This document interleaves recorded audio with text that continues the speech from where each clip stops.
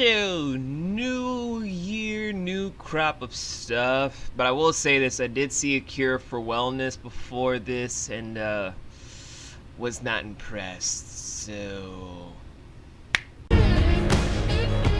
moving on, today we are talking about obviously Logan, the I will say super positive reviewed movie of 2017 thus far. No one has said a bad thing about this, and I recently saw this today, March 3rd, 2017. So, my own opinions on this film.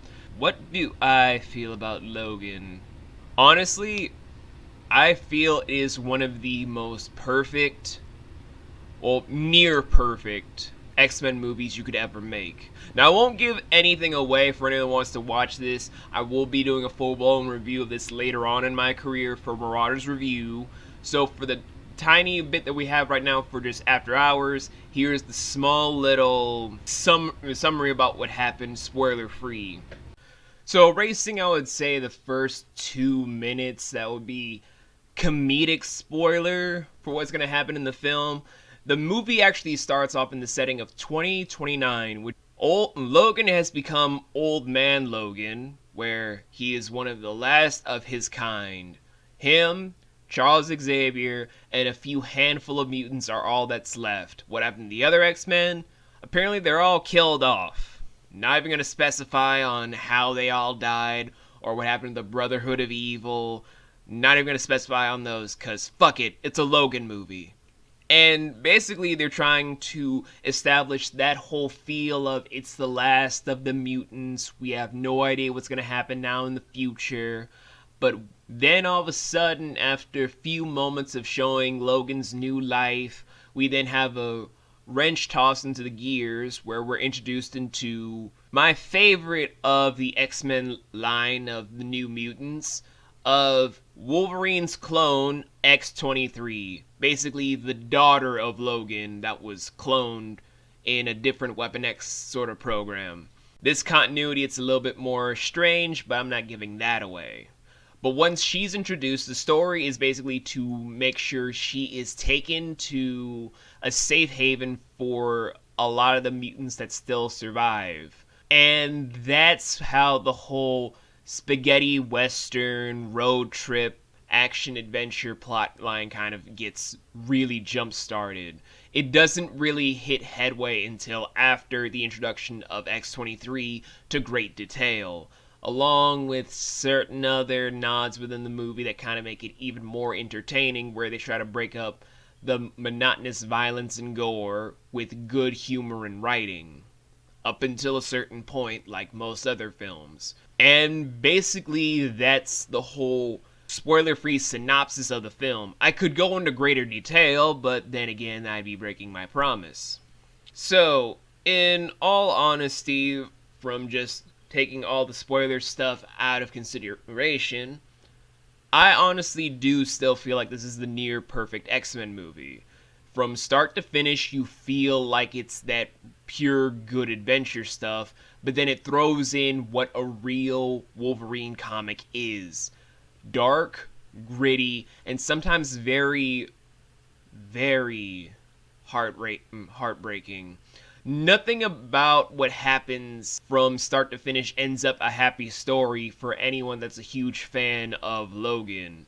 And even worse, once you end up rereading the comics years later, and you're just like, oh no! You know, stuff like that. So, I don't know how to really put this without spoiling anything. It's just that fantastic. Like, sure, certain scenes kind of drag on a bit in 1 to 2 sections when it's all happy and upbeat about the road trip section, but that's kind of to be expected in a plotline like this. It's supposed to balance out how dark and cold and jaded Logan feels after losing all of his friends and family in a way we'll never know. Or will we? So it kind of leads into what can or can we not expect as the whole story unravels, especially for Charles's whole storyline within this entire film, where he's suffering with dementia and Alzheimer's, but apparently he caused an incident a few years prior to this event that kinda shook up how the status quo is. No one really knows for sure what he did or how it happened, but all I can say is it really does and was a proper send-off for Hugh Jackman and Sir Patrick Stewart after serving their roles for 17 years tied up with the X-Men films, and then sharing their love elsewhere as soon as the roles were fulfilled. Will I say that this is one of the greatest films of all time?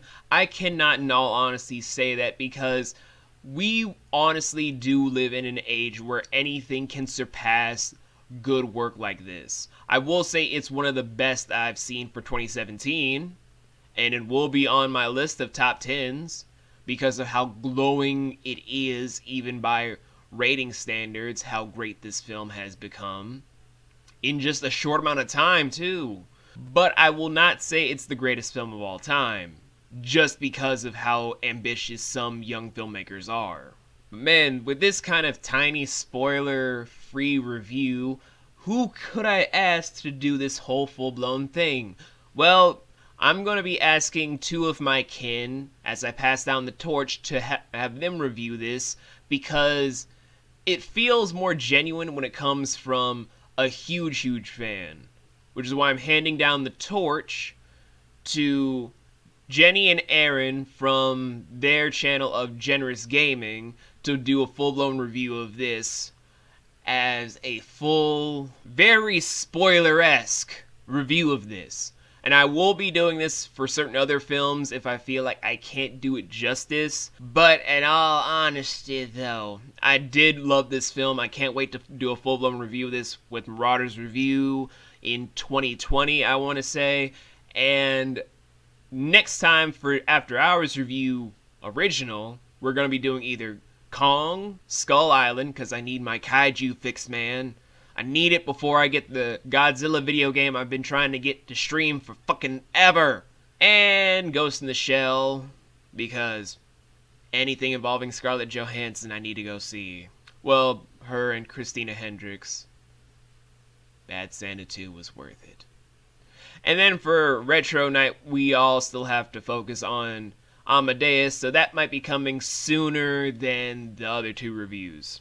In any case, though, I'll be seeing you guys then, but to end this whole thing off, I will say this for a small little spoiler thing. Are you ready? Are you ready?